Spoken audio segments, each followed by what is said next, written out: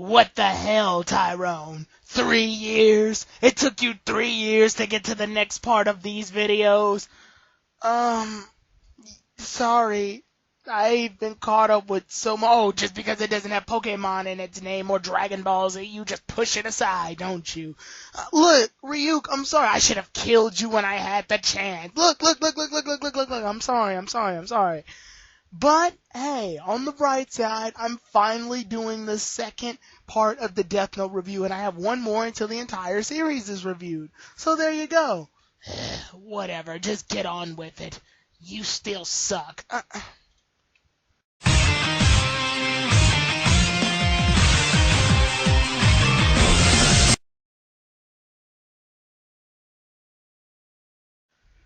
Hello everybody, Tyrone the Guy 3 here, and welcome to the second part after a 3-year gap of the Death Note review, which is sad too, because Death Note is my favorite anime. However, there have been some things that have come up within my channel for a long amount of time that have postponed me from coming back to this topic. Also, Death Note ended a long time ago, so it's not a very prominent part of my life. Yes, I know that the live-action movie has come out, and I know that several different iterations, and there's even a Netflix version of it that's Americanized, that's going to be on Netflix, that actually looks like it may be pretty good because it has an interesting cast. Yes, I know the localization makes things a bit awkward, but hey, they got a black guy playing L, and while that's not on the surface sounding like a big deal, it's a very interesting choice. So because of that, it makes it seem interesting. But anyway, on to the point of this video. The point of this video is to review the second part of the 3-part Death Note reviews that I was going to do. The second part involves what I like to call the Higuchi Saga, also known as the Yostuba group. This is a part of Death Note that takes a very interesting turn, and to be quite honest, it's my favorite of the entire sagas. Some people will debatably argue that this saga is filler, but there's some very important plot points, one of which I'll save towards the end, obviously.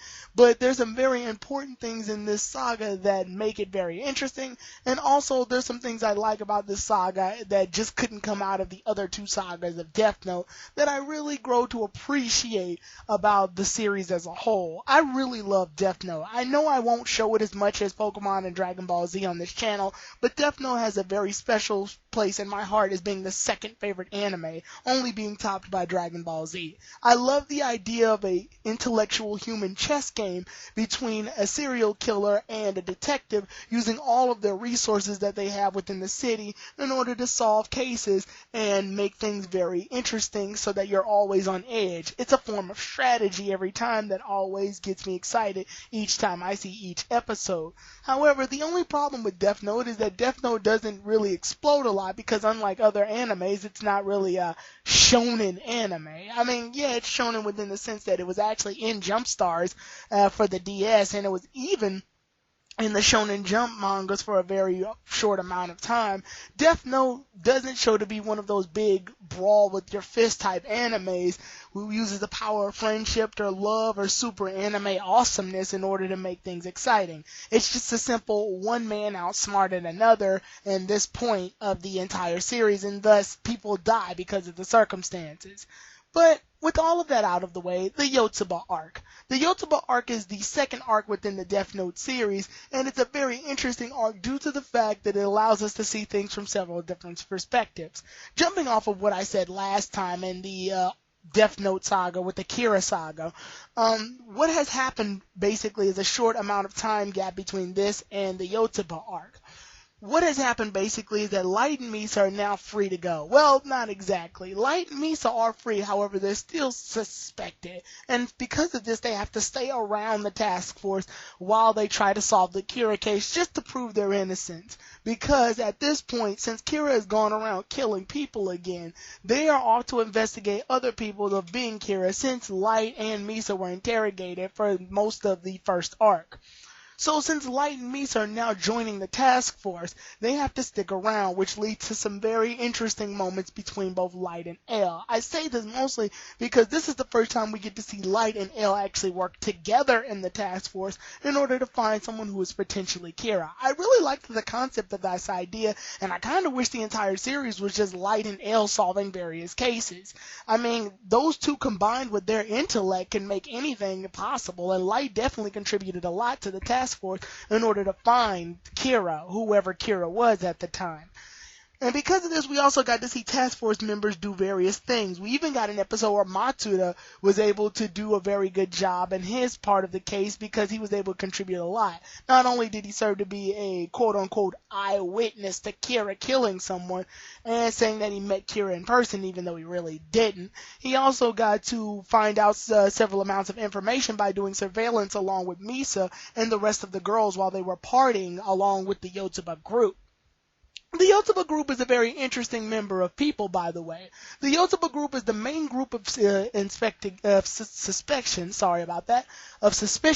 mostly due to the fact that one of the members is killing off other people in order to bring the Yostuba group up. The Yostuba group is basically a set of business members who all sit together in an executive area. Their names are Takeshi Ichi, Higuchi Kyosuke, Oi Takeshi, Namikawa Renji, Kita Mashiko, sorry if I botched his name, Mito Shingo, Hattori Ariyoshi, and Shimura Sugiryu.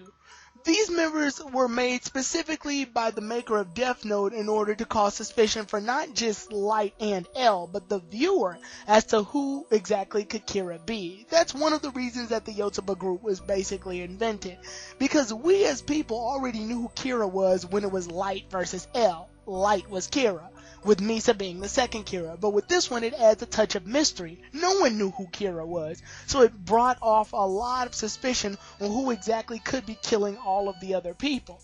This made it become a giant murder mystery, and it was very exciting to see this. One of the most exciting things about this was that not only the fact that the Yostuba group was killing people much like Kira was, but one of the members of the Yostuba group was killing off the other members simply due to suspicion. But they couldn't kill them all off because if they did, it would have risked finding out who the actual Kira was. There were several different times where a lot of the characters shown to be of high suspicion and of red herring. In the end, it was finally boiled down to Kyosuke Higuchi. Higuchi was the one known to be the third Kira, and he was killing off criminals left and right in order to keep with Kira's suspicion so that they would get off of Higuchi's case. However, he also killed people that would interfere with him business-wise. This was more likely due to the fact that Higuchi's character was mostly based off one thing: power. One of the things that Higuchi liked the most was power, booze, women, and money.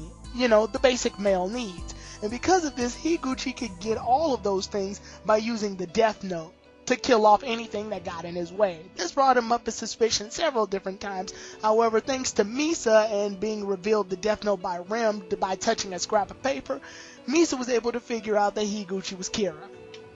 Because of this, they used Misa in order to weasel out Higuchi and the rest so that Higuchi can be exposed to Kira. This is where things get rather interesting.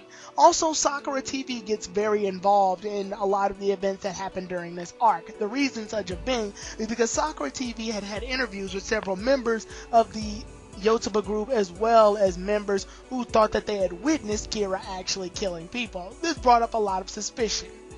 So, because of all of this, Light and L were able to effectively work together in order to find Higuchi. One of the also interesting things about this entire saga is that it caused split differentiation between the entire crew. What I mean by this is that while the task force were trying to expose the Yostuba group for whoever was Kira at the time, it appeared that one of the members of the task force had no choice but to quit due to the fact that the task force had to be fired from the police. Because of this, they couldn't both be in the police and the task force at the exact same time. One of the members chose to be a police so that he could keep his job because it still brought him money. Because he was able to still bring in some financial investments towards his family, he couldn't afford to leave and completely join the task force. This is important for later because he was able to help basically arrest Higuchi towards the end of all of this. In the end, Higuchi wound up in a plot conceived by both L and Light and was cornered and had no choice but to gain the Shinigami eyes by cutting his life in half so that he can get rid of anything in his way. However, it seemed that the chase was on, and this is probably what's my favorite part of the entire Yostuba saga. The reason of such being is because at this point Higuchi had no choice but to submit to everything that was going on within the confines of this arc and him being arrested. However, the chase was on as he was driving off in his car, trying to get away from several different police and obstacles that were in his way. It made for a very great, like, CSI or Law and Order or whatever you can think of, criminal chase scene. And because of this, we got to meet at various different moments that we didn't expect to see the others in. Light and L are in a helicopter, the police are cornering Higuchi, gunshots are fired. It's a really cool scene when you start to think about the climax of this arc. In the end, Higuchi was ultimately arrested. However, things don't stop there. Because of the fact that Higuchi was arrested, the thing that he used to kill off people was finally revealed: the Death Note. It's at this point that the task force finally has exposure to the Death Note and they know effectively how Higuchi kills. This was brought to L's attention, and when he was able to touch it, L was examining the Death Note and trying to figure things out. When Light was able to touch it, however, this is where things got interesting. A lot of people who were watching Death Note for the first time thought that Light basically just lost his memories and that was the end we'll see of Light being Kira. I always thought that this concept was pretty interesting, how Kira can just jump from one criminal to another, and in the end, Kira would probably never be found, or they would ultimately just find the Death Note and put it to rest, and it'd be an open and shut case. However, when Light starts touching the Death Note, things get interesting. I say this due to the fact that once Light ends up touching the Death Note, he immediately gets all of his memories back that he lost from the previous Kira saga that he purposely lost when he gave up ownership of the Death Note.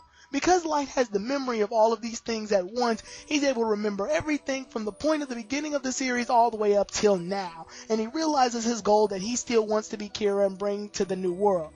Now, this is interesting because it draws into his overall plan that he wanted to have. The Yostuba stuff was basically a part of his plan from the very beginning. While he didn't exactly expect all of these things to go out, he did know that he as a person would want to help the task force solve the Yostuba case, and because of this, he would eventually find the person responsible for being the temporary Kira, Higuchi. Once he got all of his memories back, Light had to keep hold of the Death Note for the amount of time that he could hold it, because if he had let go, he would have lost all of his memories and everything would have been back over again, and we'd be back to square one. Light had to kill Higuchi while cleverly holding the Death Note in his hand. He did this by opening up a watch and writing Higuchi's name using a pen and poking his finger so that he could use the blood from his finger as ink in order to write Higuchi's name. Once he finally wrote Higuchi's name, Higuchi was dead. After killing someone with the Death Note, Light was able to regain ownership of his original Death Note. Because of this, Higuchi was dead and Light retained his status as Kira once again. However, this was all a ploy because it put Rem in a situation where she had no choice but to kill L. The reason she had no choice but to kill L at this point was because Misa was put in for huge investigation. With Misa being in huge investigation for being the second Kira, it was either they find out that Misa is the second Kira and kill her off, or Rem can kill off L, which would take suspicions off of Misa. Because of this, Rem had no choice but to kill L, and L ended up taking the hit and dying from a heart attack. Light had officially won. He killed L. At that point, the saga more or less comes to an end. Light has officially won, and there's even a time skip that leads on to the future things that Light ends up doing. He eventually kills all of the members of the Yostuba group, and he kills the criminals that they even used in the task force in order to help them find out more information on the Yostuba group. Because of this, Light continues to kill criminals, and Kira is basically stronger than ever with no L to stand in his way. Or is it? After L has died and the case is basically ended, some years pass and L has done a voice recording transmission to send out to two other people. Who are these two other people? I'll reveal them in the next saga, which is I basically might as well say the people.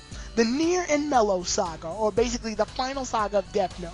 So, with that being said, like I said, this saga was really fun, and I love the overarching strategies used in this one. This is definitely my favorite because it also brings the potential of what if Light had just stopped being Kira altogether and decided to work with L, and they could just work together and solve various cases.